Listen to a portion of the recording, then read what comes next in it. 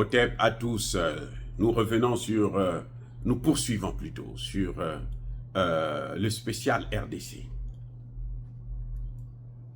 Bien-aimés frères et sœurs, comment pouvez-vous expliquer que le président Tshisekedi a l'argent pour payer les députés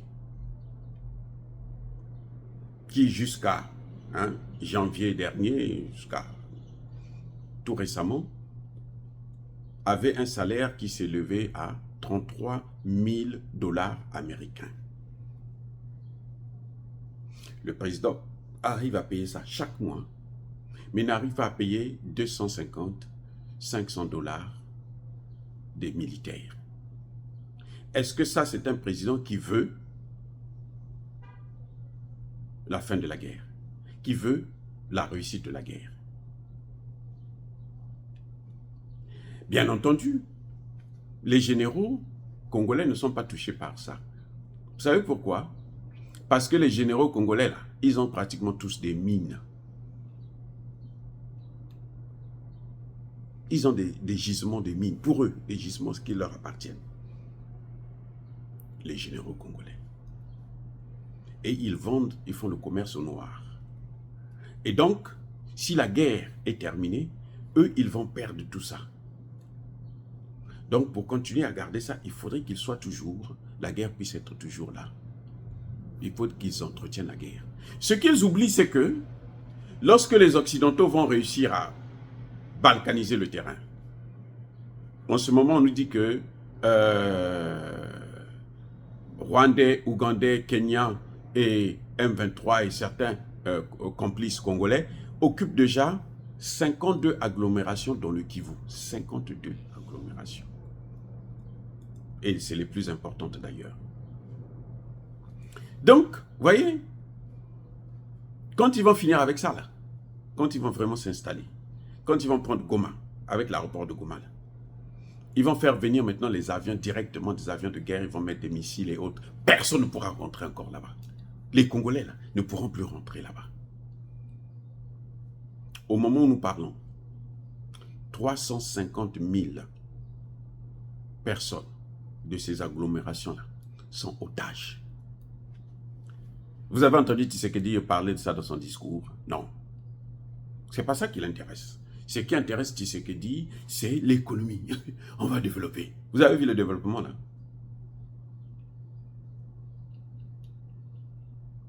Maintenant, parlons un peu de cette armée-là.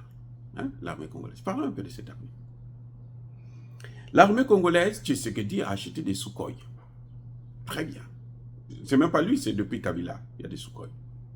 Vous savez qu'est-ce qu'ils font avec? Ils vont bombarder des lieux, des forêts. Ils détruisent des forêts pour rien. Oh! Ils sont méchants, ces hommes. Ils sont méchants. Tshisekedi que vous voyez là, c'est un sorcier, un gros sorcier. Il faut être très méchant pour arriver là, pour en arriver là.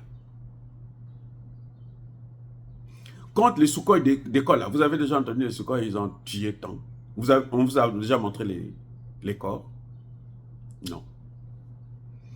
Vous savez ce qu'ils demandent aux chaînes congolaises?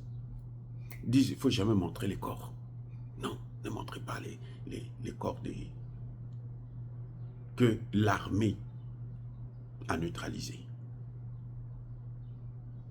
Vous allez voir, quand on vous montre les prisonniers, vous allez voir deux maigres paysans, parfois qu'on a pris, on ne sait même pas si c'est vrai que ce sont des prisonniers. Deux paysans qui ont dû voler des tubercules dans un champ, dans le champ du voisin, et puis bon, on leur a attaché des menottes. Quand vous voyez, écoutez bien, quand vous voyez des corps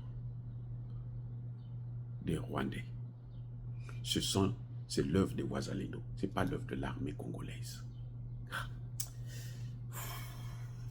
Ce n'est pas l'œuvre de l'armée congolaise, c'est l'œuvre des Wazalendo, des patriotes.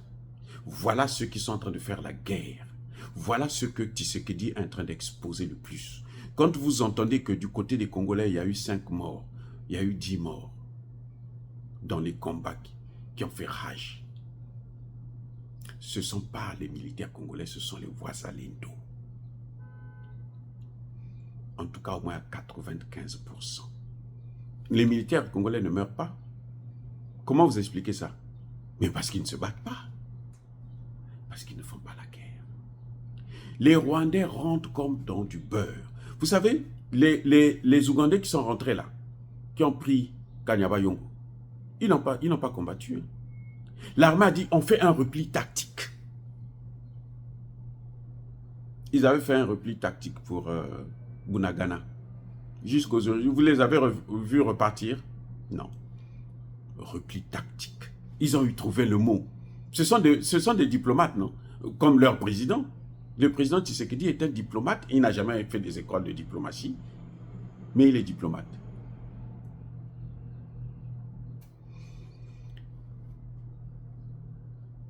Pour tous ceux qui me suivent, voici la vérité. Ceux qui combattent au Congo, là, ce n'est pas l'armée congolaise. Ce sont les Wazalendo.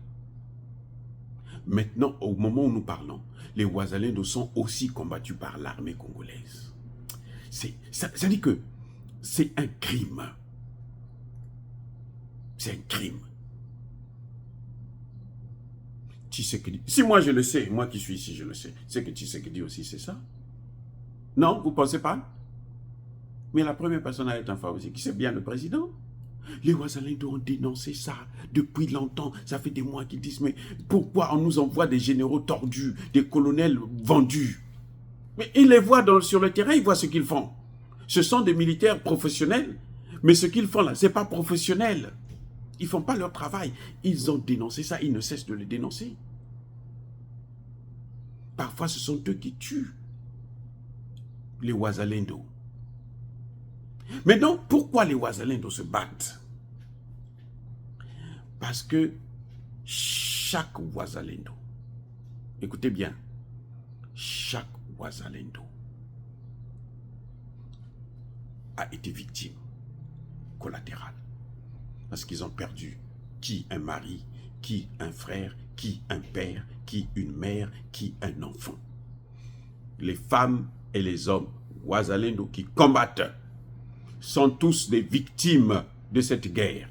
C'est pour ça qu'ils se battent. Ils se battent pour venger les leurs. Mais les militaires congolais, ils n'ont rien à foutre parce que eux, ils reçoivent l'ordre depuis le haut sommet. Et cet ordre-là, c'est de ne pas faire la guerre. C'est de laisser les choses pourrir la situation. C'est le pourrissement qui se passe actuellement de la situation, jusqu'à ce que le Congo soit balkanisé. Les Occidentaux, quand ils veulent de quelque chose, ils mettent tous les moyens. Je vais vous faire encore une autre révélation. Ça va vous choquer. Tous les déplacements de Tshisekedi sont contrôlés par les États-Unis. Ah, je reviens, on y va. Tout déplacement de Tshisekedi contrôlé par les États-Unis. Tout déplacement des ministres de la Défense, des Affaires étrangères,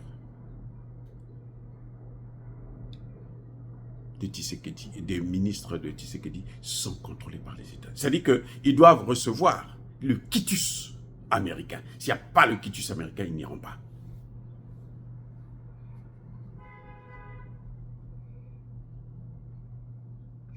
Qui commande les troupes congolaises au sol? Question. Qui? Les États-Unis. Encore là aussi, c'est les États-Unis. C'est les États-Unis qui dictent la conduite de l'armée congolaise et du président Tshisekedi. Je veux vous donner des faits. Faites la remarque. Qui a dit que Tshisekedi doit respecter le cessez-le-feu? Qui a dit ça? Ce n'est pas les Américains. Que fait Tshisekedi? Ce n'est pas le cessez-le-feu. Mais qui donne des ordres à l'armée? Ce n'est pas Tshisekedi? C'est lui le chef des armées, non? Il dit respectez le cessez-le-feu. On respecte le cessez-le-feu. Surtout qu'ils sont tous, les généraux là, ils sont tous corrompus. On respecte le cessez-le-feu. Quand vous entendez l'armée se battre un peu là, c'est lorsque les Ouazalendo attaquent. Ceux qui ne respectent pas, c'est les Ouazalendo. Maintenant, depuis un certain temps, ils ont demandé l'armée congolaise. Tshisekedi a exigé qu'il faut recruter, il faut enregistrer tous les Ouazalendo. Ah oui, il faut les recenser tous. Ceux qui ne seront pas recensés, on va les prendre, on va les neutraliser. Pourquoi on veut les contrôler? Pour qu'ils ne puissent plus faire la guerre aussi. Voilà ce que Tshisekedi dit. Mais attendez, quand une armée, quand on demande le repli, qui demande le repli tactique? Qui demande? Qui dit repliez-vous? C'est le chef de l'armée. Non? Donc l'ordre vient d'où? L'ordre vient bien du gouvernement. C'est à l'avantage de qui? Des États-Unis. Puis on vous dit, laissez les troupes rwandaises rentrer, laissez les troupes ougandaises rentrer, laissez l'armée kenyane rentrer. Vous n'avez pas vu comment Ruto a été accueilli à Washington? Vous n'avez pas vu ça? Ça aussi, je mens.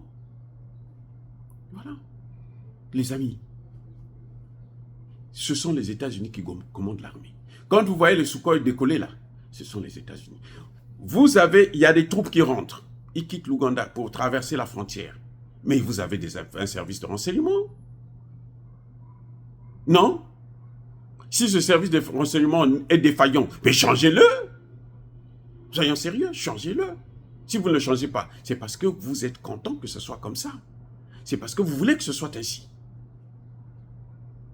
Et c'est à ce moment, justement, qu'on doit envoyer les Sukhoi pour aller détruire ça, aller combattre déjà, à la frontière. Vous allez entendre d'ici une semaine, là, « Ah, les Sukhoi ont décollé !» Quand ils décollent, là, ils vont tuer les pauvres animaux dans la forêt. Ah, c'est méchant. Ils vont détruire encore l'environnement. Ils vont pas pour... Attendez. Ils sont dans la ville, avec votre population qu'ils ont pris en otage. Vous allez bombarder. Comment vous allez bombarder? Vous ne pouvez pas les bombarder. Vous voyez pas que c'est impossible? Donc les Sukhoi là vont où? Ils vont aller bombarder des endroits inhabités, des forêts et tout. Ils larguent quelques bombes et tout. Et ils reviennent. Chaque fois que les Sukhoi décollent, il n'y a pas de guerre. Il y a eu une avancée des ennemis. Il y a eu une avancée, un progrès dans la balkanisation. Là, vous allez voir les Sukhoi décoller pour calmer la population, pour dire que nous avons une force. Vous allez sur les chaînes congolaises, là, nous avons une force, nous avons des armes, nous avons ceci, nous avons des drones. On ne les voit jamais.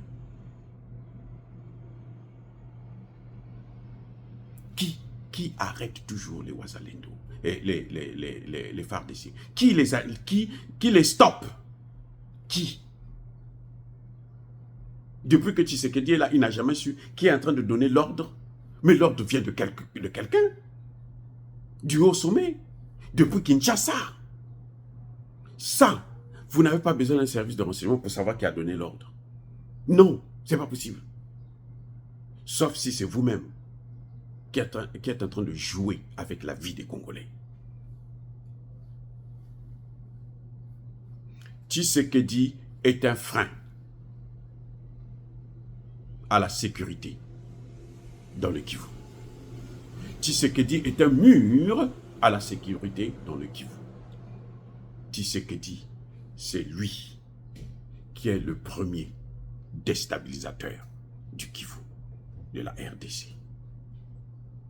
Tshisekedi que vous voyez là. C'est le premier déstabilisateur de la RDC. Je persiste et je signe. Docteur Rufin Mabiala. Oh, bien-aimés frères et sœurs, encore une fois de plus, soyez bénis. C'est triste, mais que voulez-vous? Il faut quand même être informé. Soyez bénis, abondamment bénis par le Dieu des Kémites et par nos ancêtres angélisés. mais que tous ceux qui persécutent le continent africain, le pillent et le déstabilisent, qu'ils soient noirs, blancs, chinois, arabes, juifs, indiens, qui qu'ils soient punis, maudits, foudroyés, neutralisés, effacés, écrasés par le Dieu des Kémites et par nos ancêtres angélisés. Vive l'Afrique éternelle, j'ai dit et j'assume.